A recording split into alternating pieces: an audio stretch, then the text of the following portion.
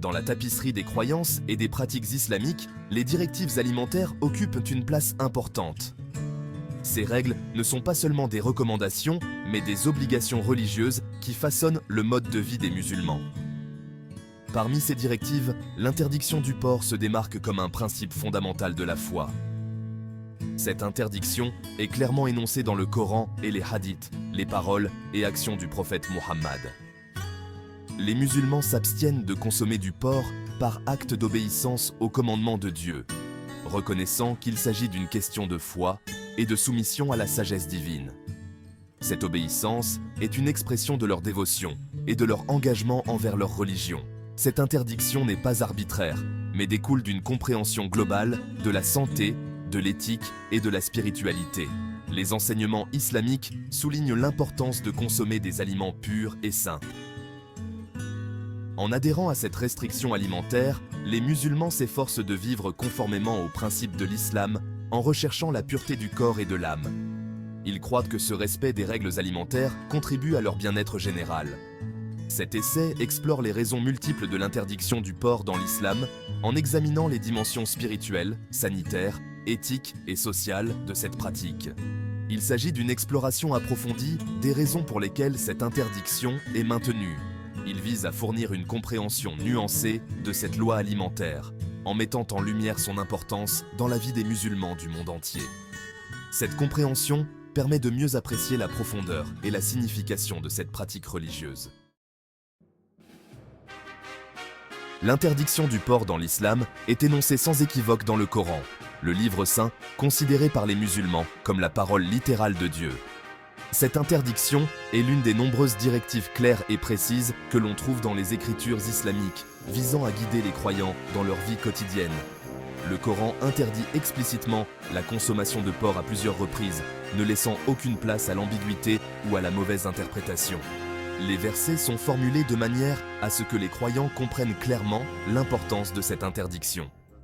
Par exemple, dans la sourate Al-Baqarah, verset 173, Dieu déclare « Il ne vous a interdit que les animaux morts, le sang, la viande de porc et ce qui a été dédié à autre qu'Allah. » Ce verset est souvent cité pour illustrer la clarté des commandements divins.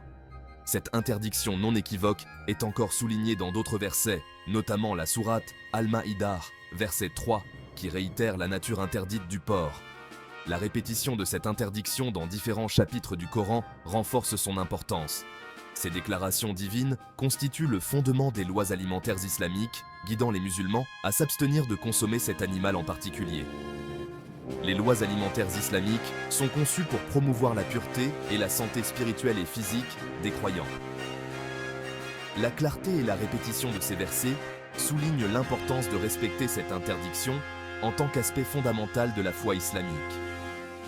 En suivant ces commandements, les musulmans cherchent à vivre en harmonie avec les enseignements divins et à maintenir une vie pieuse et disciplinée. Au-delà de la dimension spirituelle, l'interdiction du porc dans l'islam trouve un écho dans les considérations de santé et d'hygiène. Cette interdiction, bien que profondément enracinée dans les traditions religieuses, a des implications pratiques qui résonnent encore aujourd'hui. Alors que ces préoccupations étaient peut-être moins bien comprises dans les temps anciens, la science moderne a mis en lumière les risques potentiels pour la santé associés à la consommation de porc. Les avancées scientifiques ont permis de mieux comprendre les dangers cachés dans cette viande.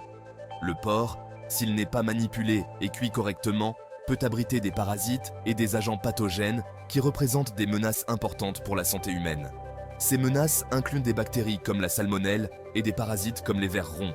La trichinose, une maladie parasitaire causée par des vers ronds, est un risque bien documenté associé à la consommation de porc insuffisamment cuit ou cru.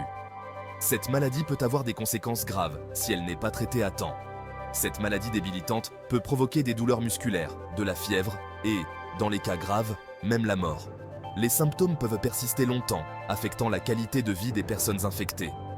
Bien que l'amélioration des pratiques d'élevage et une cuisson complète puissent atténuer certains risques, le risque de contamination reste une préoccupation valable. Les mesures de sécurité alimentaire sont cruciales pour minimiser ces risques.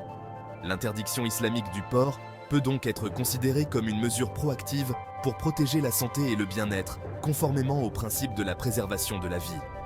En fin de compte, cette interdiction reflète une sagesse ancienne qui trouve une validation dans les découvertes scientifiques modernes. La foi islamique met l'accent sur la compassion et le respect de toutes les créations de Dieu, y compris les animaux. La façon dont les animaux sont traités est considérée comme le reflet de son caractère et de sa foi.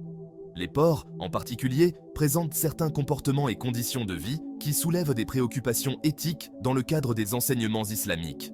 Les porcs sont souvent élevés dans des conditions exiguës et insalubres, des pratiques qui contredisent l'accent mis par l'islam sur la propreté et le traitement humain des animaux. De plus, les porcs sont connus pour consommer leurs propres déchets et autres substances impures, ce qui soulève des inquiétudes quant à l'hygiène et à la transmission potentielle de maladies. Ces facteurs contribuent au point de vue islamique sur la consommation de porc, en accord avec les principes plus larges de